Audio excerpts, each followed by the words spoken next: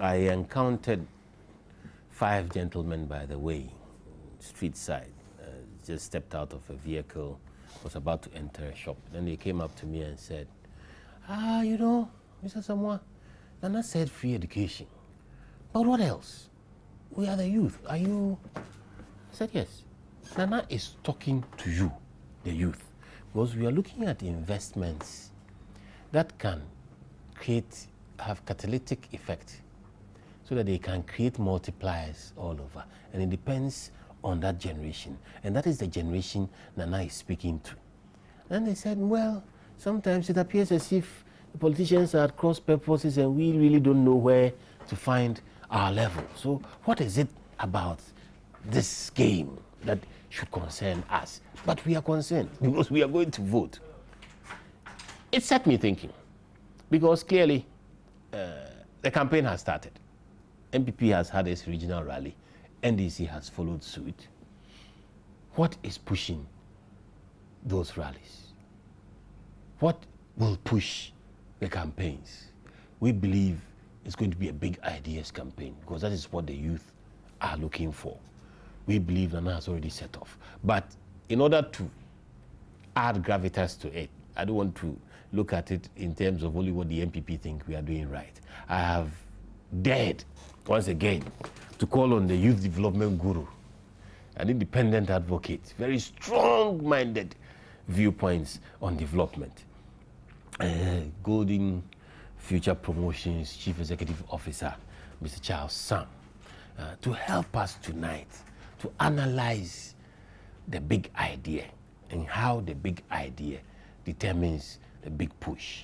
Because we, the MPP, believe Nana is on track, that Nana has the big idea, and that Nana will push it in favor of the youth, because this country really now belongs to the youth. If we are going to harness Ghana's resources effectively in terms of localizing value, then it depends on innovation that will come from the youth. We can't continue to import everything, use the city to buy it, and then those who import will then go and scramble for dollars with the city, and they will buy a dollar at any price, because otherwise the city is not useful to them, and that keeps depressing the city, so that they can import more for you to still buy with cities.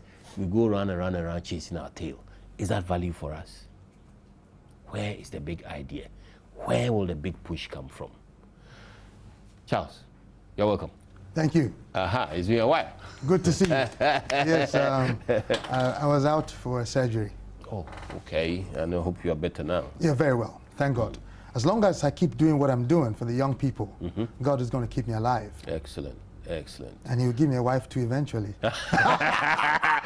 I hope you are not advertising on Caucus. I will have to bill you. I haven't advertised. I will have to bill you. Because Ishim knows I have to do it. Charles. So what have you been up to with the youth? Last time we were here, it was about education.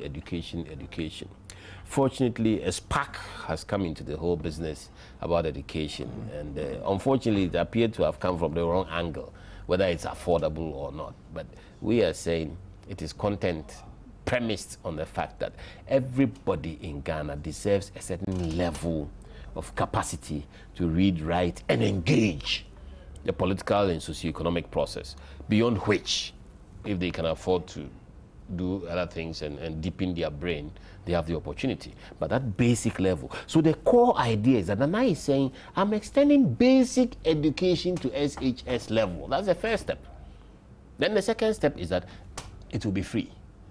So if you jump to the free part of it and worry about costing, then you begin to miss the philosophical principles behind it. That does Ghana, in terms of a book push, deserve to change its educational systems?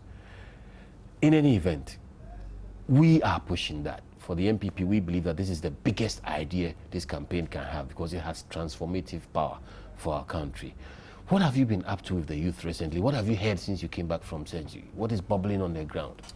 Well, thank you very much, Yao, and thank you to everybody. Hello to everybody out there. What we must first understand is that there are times and seasons in the life of every nation. Okay. And when a time comes the nation must recognize that specific time and all that it's supposed to do, the underpinnings of that time and season. And on the basis of that, react and act properly, strategically, to maximize the benefits of that time and season. Otherwise, you could miss it and a whole generation will be misled. China, in its planning of influencing the world, recognize that you need money in your pocket before people will listen to you. And that's the truth. Even in the Bible, it is there. The poor man's wisdom is despised and his words are not heard. That's the truth about life. Now, so for you to have influence in today's world, you must have the purse. That's why China decided that it was going to do that. Now, in doing so, China had to also ensure that it had a master plan, clear master plan, with precision, after doing complementary research all around the world, all around its environs. Yes. Now, then, so what they did was that they figured out that if we're going to compete, they decided they're going to go for manufacturing. That's going to be their big gain. And not in a small way, but in a big way. So the premise was right. You can decide to start on a small premise, small-mindedness, in a mediocre style, okay, looking at only your immediate energies you think you have, whereas there's a lot more energy inside you, and there's a better environment that you can, there's an opportunity to do some great leaps and bounds. Being worried about externalities. Little things. Waiting for the sky to clear. It's too cloudy. It could rain. Then also, the Bible even says so. The man who sits down and says, there's a lion by the roadside, so I'm not going to go out, is a useless person. Yes. Now, everything starts from a seed form. The Chinese realize that if we also calculate things or do our planning based on our old energies as octogenarians, old men, because naturally the law of nature goes against us. Your outlook to life, your perception of many things, okay, are different from the young. Yes. You take lesser risks, yes, okay? But for big change and for big transformation or big things to happen, you need a certain amount of risk. Now, for older people, you're thinking, hey, I've got my kids at home, I've got that, I can't do certain things. Your reflexes, your reaction to things are slower. Yes. So they realized that even though they were the old ones in charge, like currently Ghana is, they would not do all their calculations, measurements, planning, vision based on their energies, but they're going to do based on the young people's energies. Because that is the greatest asset of Ghana in this 21st century. So the older leadership planned for the younger Precisely, generation. That's the thing. Precisely. But planned not with their own thinking of the young, which may not be the case, but they actually dug deep to find out what the young people have, what they want, and the world in which they want to live in. Okay. Clearly, it was clear in their minds that these young people, if we try to keep them in a communist setup, it won't happen. So let us create a system where we have the economic base, which is purely more or less capitalist. They will want to live the capitalist lifestyle. Yeah. Otherwise, they'll keep running away to other places and then sell our secrets, etc. Embarrass us politically. Fantastic. So what they did was China decided, look, let us go this way. Fine. So with the research, found out what the young people want, etc. One thing about Ghana, I noticed. Young people, because of our upbringing at home, opening kasa, akodan kasa, we are cowed in. We are timid. Yes. If you look at, and our national development is so timid. Everything of ours is timid. Our academic structures are also designed very timid. Yeah. So you look, you can't even look into a person eyeball to eyeball. You scratch your hair and put your head down. You even when a young guy wants to go for a lady, a babe, look into an eyeball and say, baby, you're beautiful and I want you. But you know what? You're still advertising, Charles. No.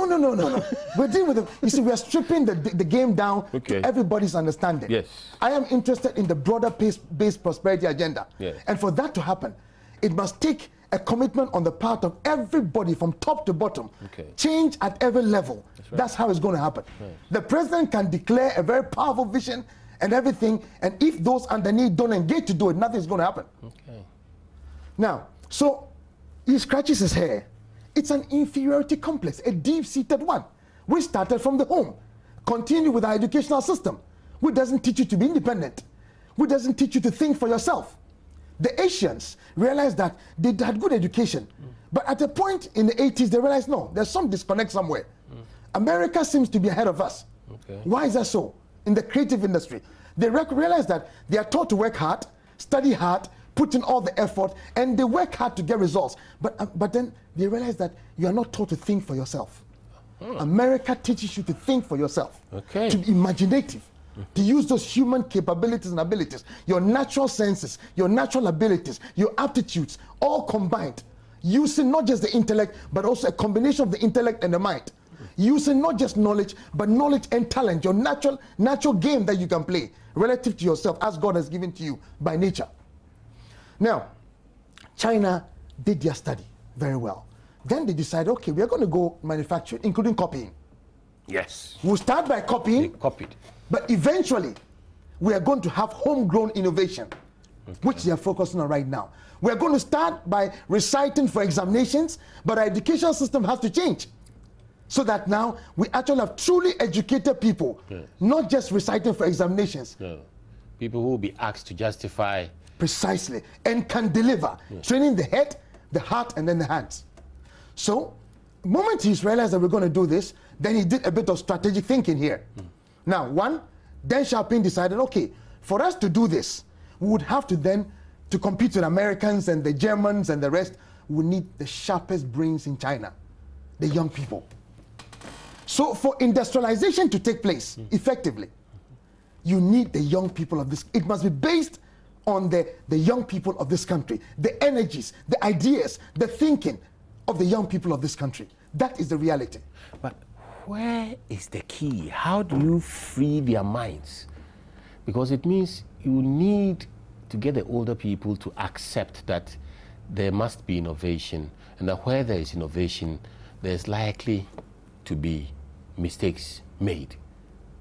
Yeah, you asked me a simple question. It says, what have I been doing with the young people? Let me tell you exactly something very practical I've been doing this year.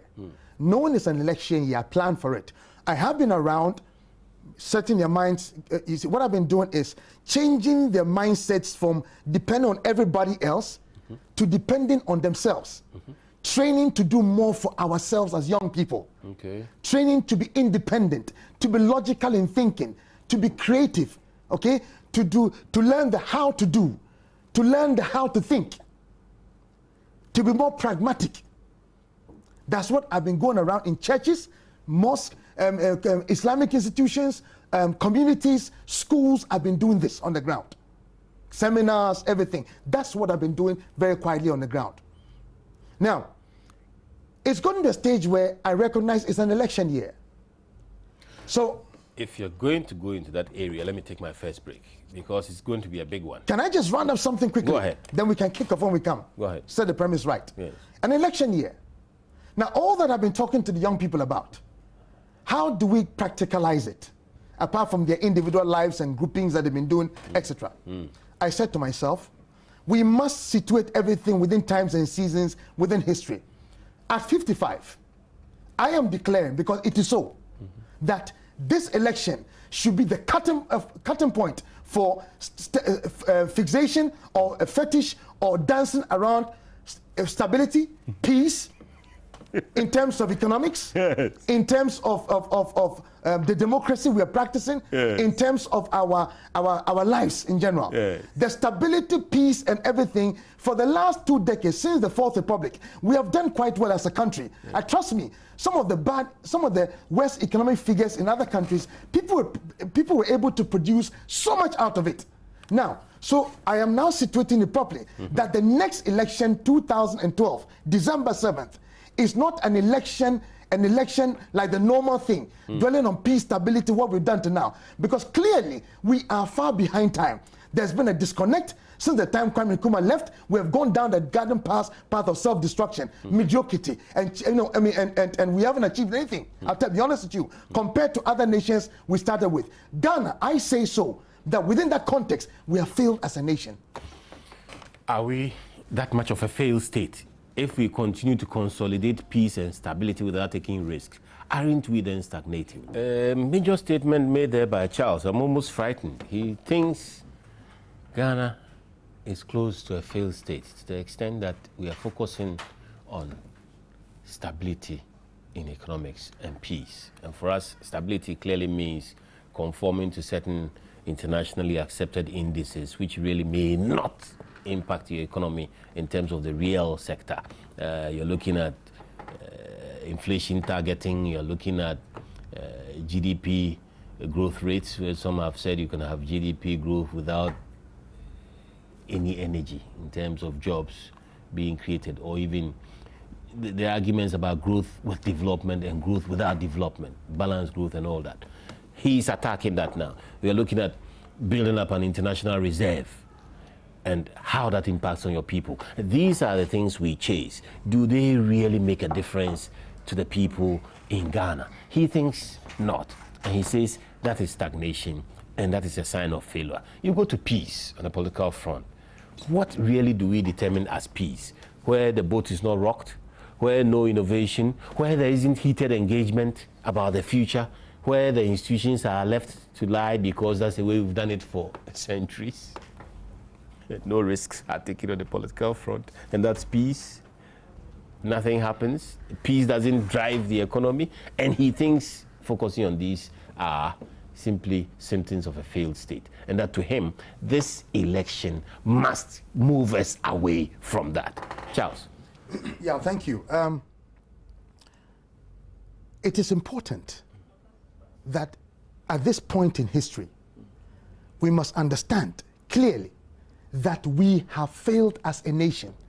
Because if you look at where Nkrumah left us off, we should have built on that. Other nations have built on that.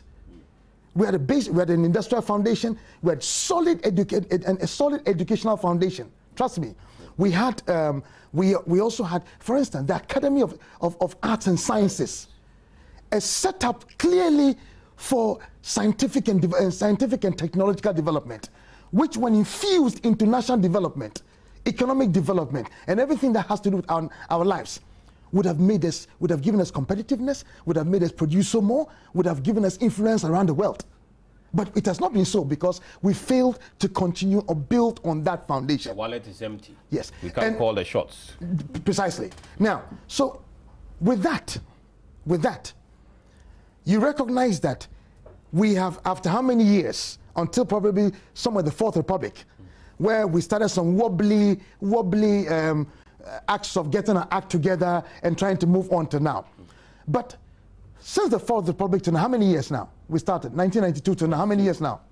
So about what? Quite a bit. Your mathematics.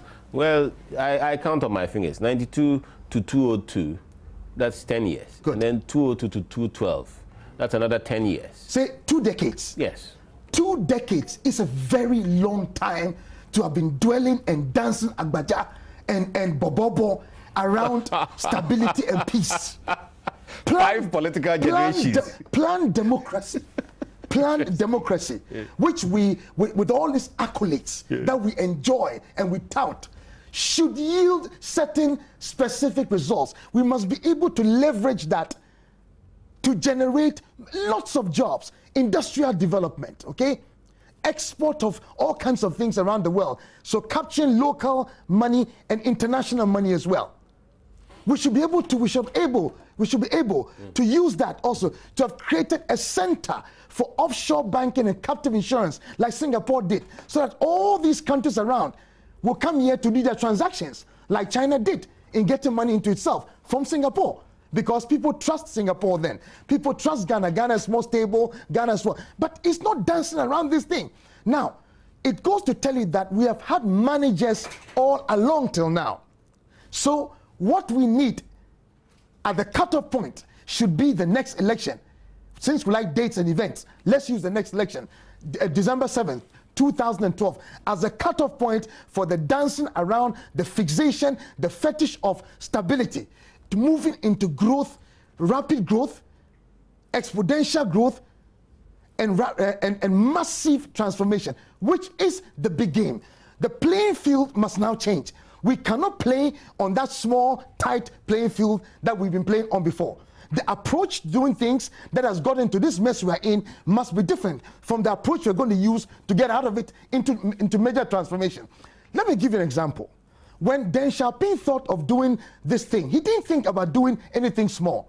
Lee Kuan Yew never thought of doing anything small. In fact, in Lee Kuan Yew's own words, he said, look, resourcefulness, not resources, will determine winners in the now and the future.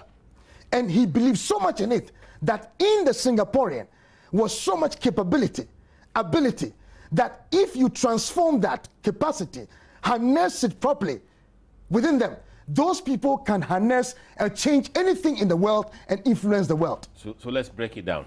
You are now saying that peace and stability in themselves are not bad. No. But the mistake we are making is that we are not using Precisely. them. Precisely. You see, and that to use them. To have a single-digit inflation is a great thing, depending on how you got it anyway. That is why it is important that our governments, when it comes, doesn't matter who is in power, when you come to power, and also especially our institutions, okay, like Statistics Department, the rest, we should make sure that we have very transparent as possible, because it's fully to think that we can cook up anything.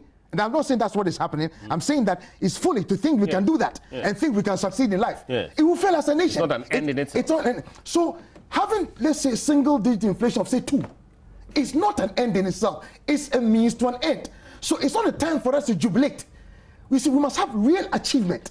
Achievement will come when you can dance and jubilate as a nation. When you've gone beyond that, use that to leverage capital from around the world, for instance, into the money markets, into the capital markets, into industrial development, where jobs are being created, where we're able to feed ourselves, where there's also a deliberate effort on the part of the state and government to ensure that we're able to they stimulate a demand for local products, so we spend our money here, not on the foreign goods, okay? Then we can also export to other areas, not just physical goods and services, goods, but also services that we can also send around the world. We can even do semi-manufacturing. Some component of, say, the space shuttle, we can do it in Ghana. Why not? And also send it there. Not all the parts of the space shuttle were made in America. So why don't we go looking for some of those things? You're now looking at the resourcefulness as against the resources. Because in Ghana, there's another curse of Ghana, is that everything about ours is, where's the money going to come from? Where are the resources going to come from? When John F. Kennedy sat down and said that was 1960, by 1970 we are going to send a man to the moon, he didn't have all the calculations. Now let me tell you the difference between a manager and a leader here. A visionary leader may not be able to have all the calculations right, but for him, determining the capability of a human being as God created us, that everything is possible, that the gap between the impossible and the possible lies in the determination to make the impossible possible.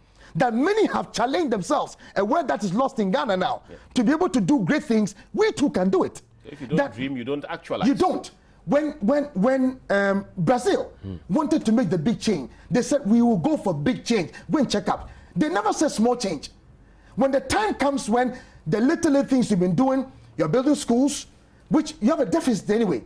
Now, the simple logic should tell you, if I decide you and I in one house, we are struggling, we always keep borrowing money here and there on little things. Yes, we have so many needs.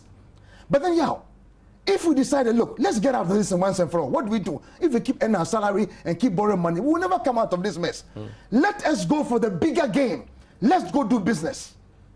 We do business, then we'll be able to settle all our bills, build all the schools, pay for hospital bills, do whatever we have to do, create jobs, etc. So it's time to create the space to expand. Huge mindset leap. You are asking Ghanaians to do everything that they have never done before. Precisely so, because that is our curse. That is what made us find ourselves in where we are right now. So that is what we must challenge ourselves to get out of. I didn't come here to come and inspire nobody. I came here to talk about change in this country, non-partisan change across board. And I'm saying that this next election, the playing field must not be that small playing field. Let us look at the station between how many schools were built and how many roads were built, and that would come in after we have demarcated everything properly. Yes. Okay, the playing field, which is a big transformation game. Then the competition is going to come as to how we're going to get that done, and to what levels we're going to get that done. 2, then we the voters would now look at everybody's character, attitude, the way you've done things in the past and present, and decide that you probably will be more creative and more innovative. So you are capable of doing this new game. Because some people, you find that some could be more creative than others. Some create new things. Some are only good at copying in this life. Some are just good at adding on top. But the interesting thing about life is that creating something new is one of the biggest steps to success in life. Thinking through, thinking anew and creating. Adding is always a very easy thing to do, I'll tell you. Easier, even though sometimes we have implementation challenges also in this country, which we have to address. But truthfully before God Almighty, with a very clear conscience, as we know by principle, is that the one who is able to create something new, generate something new, innovate, okay, create an invention, is the successful one. Is a man who can take us very, very far. A man who is able to create is the man who will take us far. And this election will be about innovators, will be about creative thinkers, will be about the big dream, because we want to break away finally from the chalk list of what was done before. That, Charles believes, is too mediocre. And I think I agree entirely. The transformation, how is it done? How do we get there? We've had civic organizations sponsored by the state who have sought to try and change our mindsets about government. We've had civil society organizations try and advocate change. We've had the government set up a ministry of national orientation and information to try and set about tuning our minds a bit. I dare say very little of it has come to any value at this point. How do we transform the Ghanaian? The first thing is education. If you look at the Singapore case, Lee Kuan Yew, together with his team, first of all recognized, which Ghana must recognize, a sense of urgency, an emergency, because they realized they're in a mess. Even God, the earth was without form and void, darkness was upon the face, everything was basa. So when it was MPP was singing that time, don't see Eshi Rado, say Eshi Basa Basa. That's a good one, Charles. You know, so it is crucial that to understand what those leaders did, the type of leadership. Lee Kuan Yew recognized that, look, we have nothing but human beings and resourcefulness. But this resourcefulness is more than any gold mine in the world. It's more than all the oil resources in the western region or along the coast of Ghana. Don't confuse the two words. Resourcefulness is the innate power in you. Precisely. The resources are the raw materials, in the earth. And so he says, and he demonstrated the reality that resourcefulness, not resources, would determine winners of the now and the future. And he proved this to all of us. South Korea did the same thing as well. Finland done the same thing as well. Brazil had to go through massive social transformation to open them up in order for the new change to come. I'll give you an example. Some of our business people, our economic actors, who are the real movers and shakers, who are going to make the economic figures go gay and good and nice and everything, who are going to create the jobs, pay taxes to the state. Believe me, some of them are so myopic in their thinking. They think some of them in the 16th century. So these kind of people must be opened up. Some of them have got the money, but they can't fathom or envisage any of the new things that they could do to be able to create all those jobs and pay taxes, etc.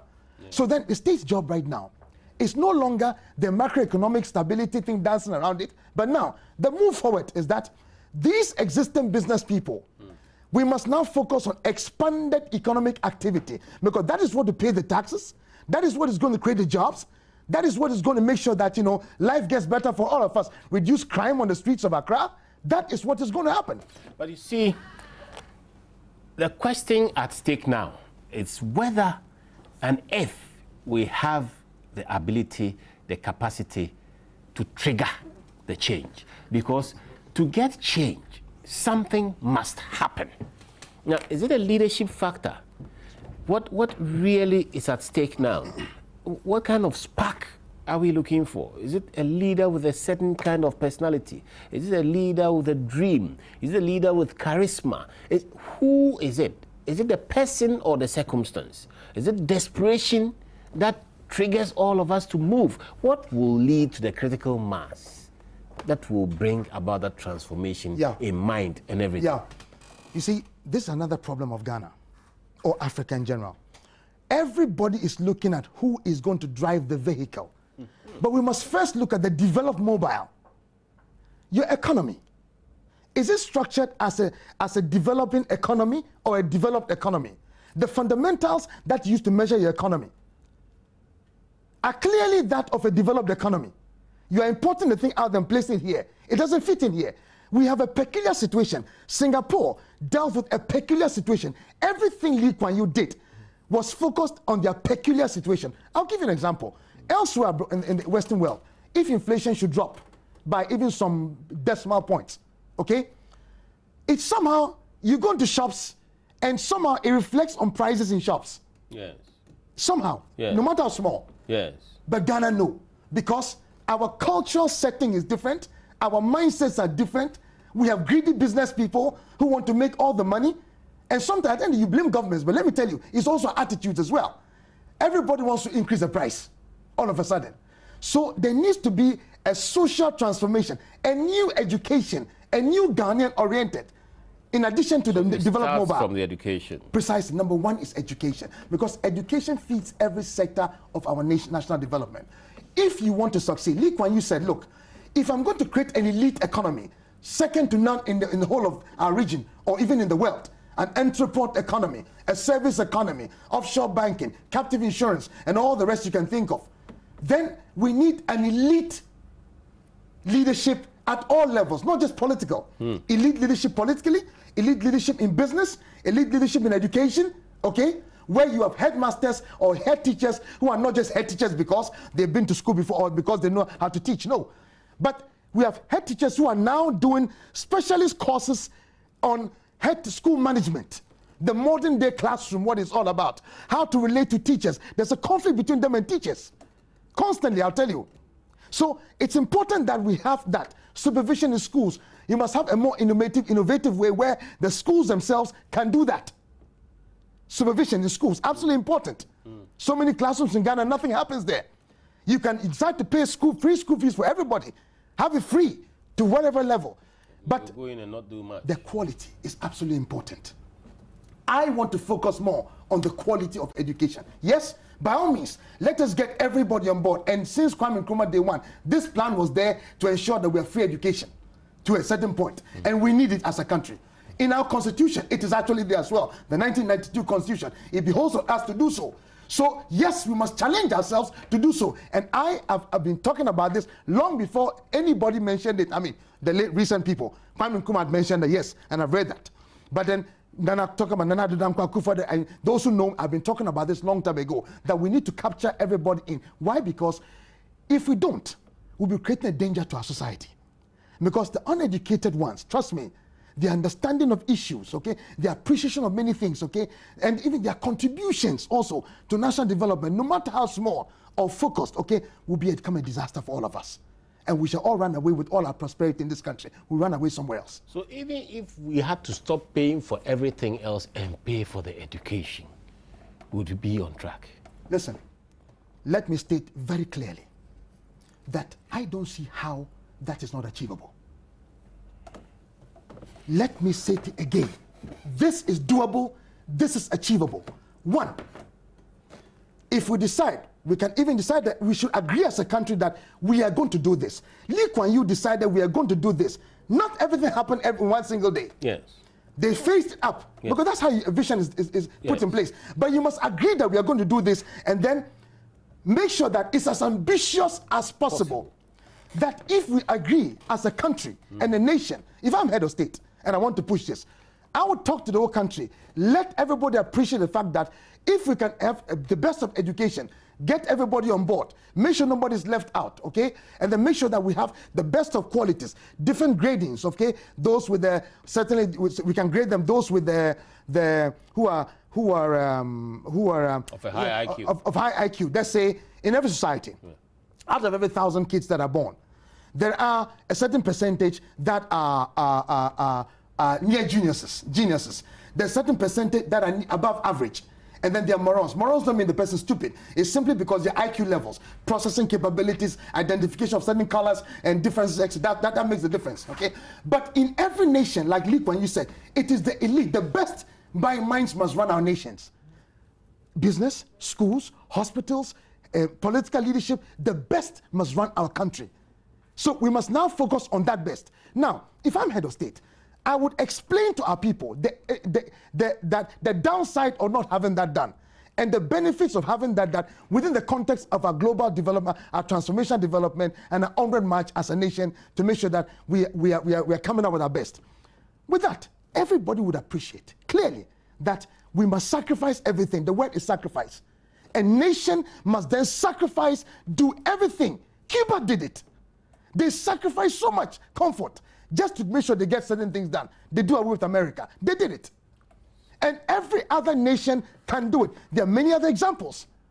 So at this time and day, when we have young people's energies ready to move with ideas, willing to get things done, captured within a certain era of our history, within a certain season, it will be a dangerous thing that we do not focus on that and harness that into our transformation process, which simply means that the next election is about young people. It's not about the old any longer. And every decision, thinking, campaign, strategy, everything, every agenda must be what fits in to what the young people have got energies to do, not the old. Because if you look at the old energy, yeah, you won't be able to go do the rapid. You think, we can't do it. And we should not ever, in this country, allow our weaknesses as the old, or our myopicness, or our limitations as the old, to prevent the young people's energies from being used and gone. Otherwise, it will become a disaster for our country. It will be a disaster for our country if we shackle the energy of the young. And that is what this election is going to be about.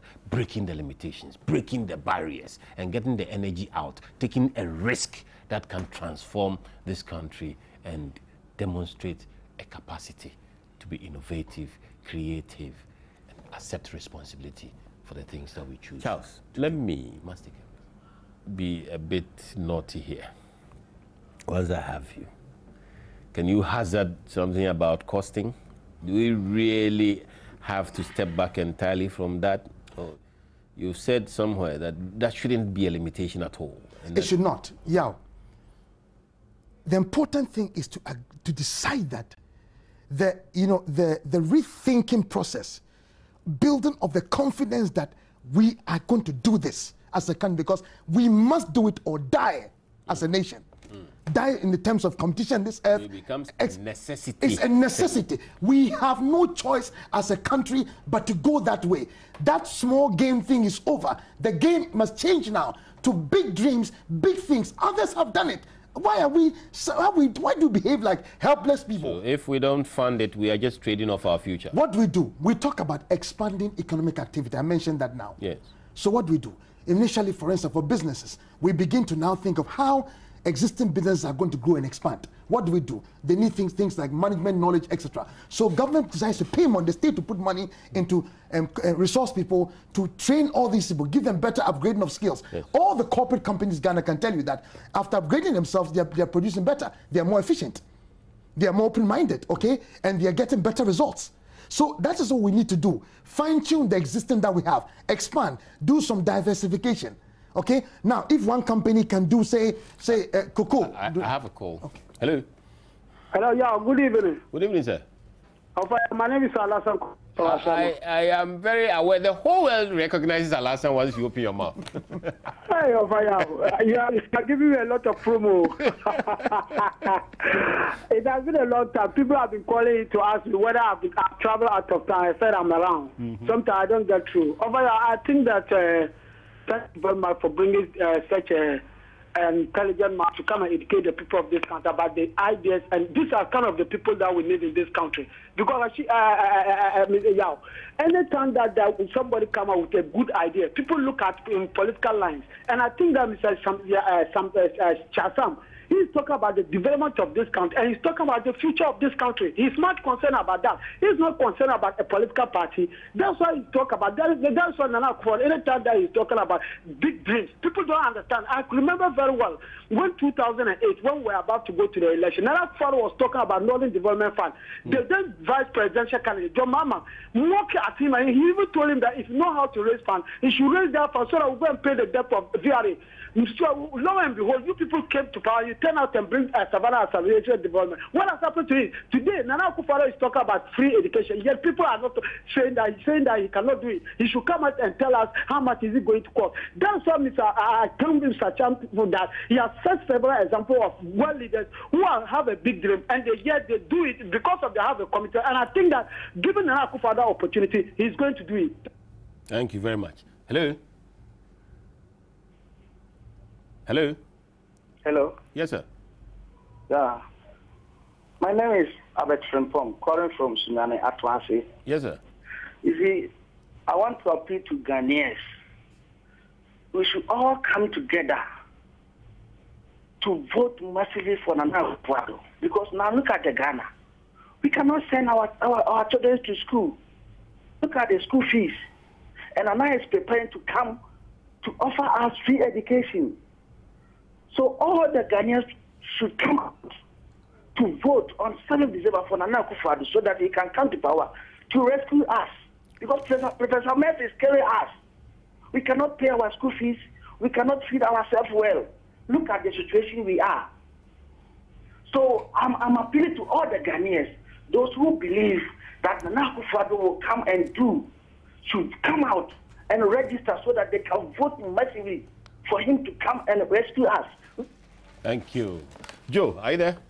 Yeah, I'm there, yeah. Yes, sir, Joe, go ahead. Yes, I'm calling from Bongo House. This is Jonathan. Yes, sir. Yes, Bongo never greets Zayore. Nah. Yes, Charles, good evening. Hi, sir.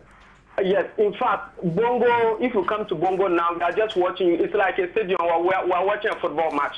The kind of enthusiasm you are adding to the youth in society. In fact, before this program started, I was reading the economy of Singapore, and I saw what Lee Kuan Yew did for the people of Singapore. And look, sometimes if I look at the NDC as Professor Mills and the NDC, sometimes I feel like I'm not a Ghanaian. If you look at Lula da Silva, sometimes I try to say that if Lula da Silva of Brazil is thinking the way President Mills and the NDC is thinking, Brazil would have been like Brazil today. If Lee Kuan Yew of Singapore had thought like the way NDC and Professor Mills was thinking, Singapore would have been Singapore today. So we are telling Ghanaians we should rise up and be very wise and look at these people. They have nothing good for the people. They have nothing good for the youth as well as the people of Ghana. And apart from the regional youth organizer just wants you to respond something for him. He says, as you say this, and after saying it, you say, yes, they have. He said, then you started. President increment of the petroleum prices. Yes, they have. Yes, increment in pure water. Yes. Increment in classroom, yes, we have. Yes, they have. So look, that's the only thing the NDC people can do. When Philip Potter was saying, we had it. Increment in pure water, yes, we have. Increment in classroom block, yes, we have. Increment in corruption, yes, we have. So we are telling the people of Ghana that we will now rise up and we are up on our feet and we make sure that we are going to vote the Gangantuan NDC, Wayomi, and Professor Mills out of power come 2012. Thank you very much. Thank you very much. Look, man. Hello? Yes, sir. Yes. I'm calling from Doku. My name is Luke Kariama. Mm-hmm. Yes, I want to contribute from the focusing. Yes, this time we can't even pay our school fees. Northern part of the 3 Northern region, we are paying 4.2 school fees.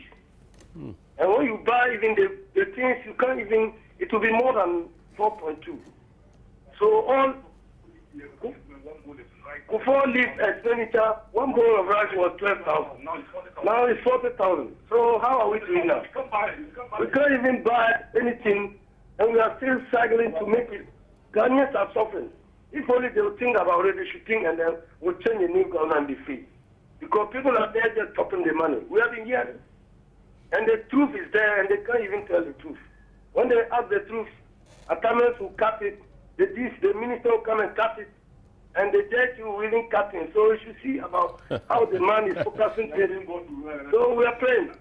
Nana will come and even make the school feeding free so that we will help our children. Thank you. Because, let me explain something, because Akufo was promising that we make national health insurance free. And now national health insurance, we are struggling there. Food feeding program, we are there struggling. And etc. In Boku here, they are here, the minister will come and they will double, they will make a school this and they will double, instead of 1 billion, they will say 2 billion. To cut the money and be making policies. So you can hear he's very worried, not just about the lack of progress, but accountability issues. Hello? Hello? Hello? Yes, go ahead. Yeah. You know, I think the issue here is not about like a free education thing, okay? But what Ghanaians really want to know is how is it going to be done? For me, I believe truly that if, you know, somebody could come out and tell us, okay, that this is how we're going to do it, it will be very much appreciated. I don't believe in saying things in the vacuum. I can do it. It is possible. How are we going to do it? You know, we have to face reality. Okay? How many people are ready? And how many teachers now are even taking children to the titles that we have? All of them take their children to the private schools because they want to give their children the best. They want to give them what they can. And should we continue like that? Okay? So the issue is that, you know, give us what we think. Tell us that, oh, this is how we're going to do it so that we can really appreciate it. And I think it will be good for all Ghanaians. Okay, that's my contribution. Thank you very much. Charles, he believes that even the current system, I normally don't respond directly to concerns, but it's interesting. It's a very interesting point. The current system is not functional. And but the question then becomes, if it's not functional, don't we take any steps? Do we have to have a 100% ironclad position before we move on? Do we have an alternative? You see, big change always stirs controversy. That's what we must all appreciate. All those leaders that were able to bring about or lead change, inspire big change, didn't have all the answers from day one. If anybody told you that, or anybody tells you that around the world, it's a lie. That's what differentiates you, a leader from a manager. A leader, you have to take a certain amount of risk, hold it. You may take insults and everything, but in your heart you believe that this is possible and necessary. Then what you do, like I said, we would have to plan it properly in such a way that we can face the development. At the same time, creating some innovation around some of the existing things that are available. You don't always have to stop everything or fix one little thing before you can fix the bigger picture. No. You can do all at once. It takes what? A collaborative inventiveness to be able to do that. It takes different minds sitting down and then apportioning, planning well, responsibility on everybody. Okay, this is where the issues, this is where the problem is. When America recognized that, they did a study and realized that South Korea and Finland were far ahead of them. That South Korea, for instance, their GDP moved from what? About 400 to say 1,700 in a space of like 20 years. Sorry, 17,000, 24,000 rather, sorry. From $1,700 to $24,000. Now, what was it? They found education was the name of the game. So what did they do? America did a study of what these people did, what went into all that. Then, clearly, yes, there's a cost factor to it as well, because there's a social bit and there's a school bit as well to arranging the problem. So what they did was that once they did that, they didn't have all the answers right from day one. But what they did was that they agreed that we have to do it. Now, so let us apportion responsibilities so that we'll address some of the weaknesses at the same time working on the bigger picture. There is nothing that should stop you from going for the bigger picture whilst sorting out the smaller issues. Are you telling me when you have a powerful approach? Are you telling me that if you've got a house in place, you want to now do some structural changes because certain things are not efficient in there? You can't still at the same time decide, let me build a bigger house, let me do a bigger expansion, okay? And then yes, still, I've got different workers working on the other things to correct. Once you have the plan in place, it's a plan you must have. Once you have a plan. The last word. My last 30 word. seconds, yes. 30 seconds. Yes. That I want to focus on the next election. Yes. The next election is a cutoff point for peace and stability. It is a declaration of big change big dreams, big ambition, big sacrifices, big prices to pay, and moving forward as a country. Now, in doing so, we must all then be committed to putting in our best. I told you change should come from change at all levels. Yes. If we're able to change our thinking, our psyche, okay, and the way we go about our things, there's nothing we cannot achieve as Ghana. Absolutely nothing we cannot achieve as Ghana. If we're able to and yes, change we our can. psyche, there's nothing we cannot achieve as Ghana. Let me just share this with you. Before Galileo found out the world was round, the whole world thought it was flat. But his having found that out cost him his life. He was tortured to death for insisting that the world was round. Now, it's a truism. We can't imagine that people ever thought that the world was flat. That was massive change. That was transmutation.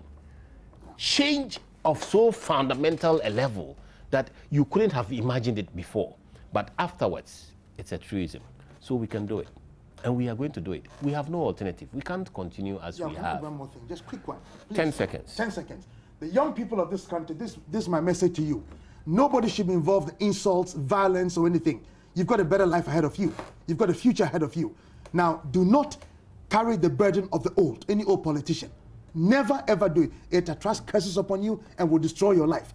Now, on the 24th of this month, I want all of you, because all that you've been crying about for change can happen with your numbers. So all of you, we have got the numbers as young people to bring about any change that we want to go to bring about. And look at individuals. It's important. Look at individuals and what they can deliver. Thank you very much. And then let's all register and let's all go out there and vote for change. Come up with your own agenda and present to the politicians to come and compete against.